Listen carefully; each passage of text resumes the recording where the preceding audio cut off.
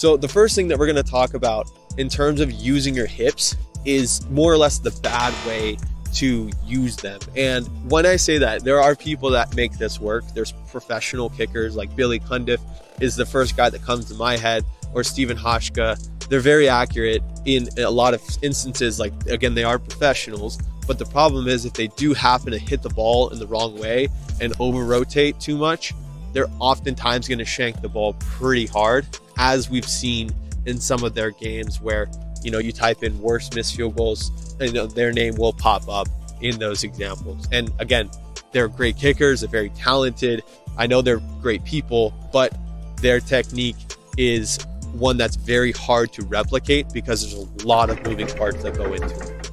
So what I mean by that is, I'm a lefty. I'm going to demonstrate most of that real quick, but when they come in to swing, and most kickers that I see that come from a soccer background, they've got such an aggressive twist where if the ball is right here, they're coming in with so much motion that it's very hard to time up the contact correctly, where your hips are right where they need to be at the right time.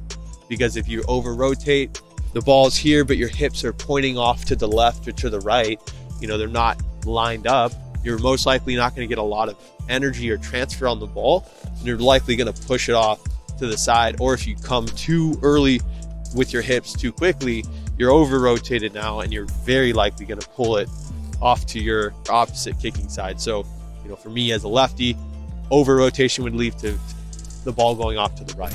So again, ideally, when a field goal kicker comes in with a soccer background, they're very heavy on their twist. But what we want to try to do is keep our train tracks in line and make sure that we're keeping everything consistent on our approach. So don't need to think any harder than you need to and make it harder on your body. We want everything to be very simple for our body to work in the most efficient way possible. So what do I mean by that? Let's say you have the ball right in front of you, like the camera is the ball. I would put imaginary train tracks all the way to the ball. And what I'm going to do is when I approach, everything is in line. I'm not going to twist to my left or to my right as I come up to try to generate power and try to time everything correctly. I'm going to keep everything very consistent and very smooth, coming in very still, so that whenever I come in, my body hasn't used any energy that it doesn't need to make contact with the football. So coming in, everything will stay smooth, consistent, and as I come in, my hips are in the exact same spot they were when I first started, and now it's a matter of just coming up through the ball with that.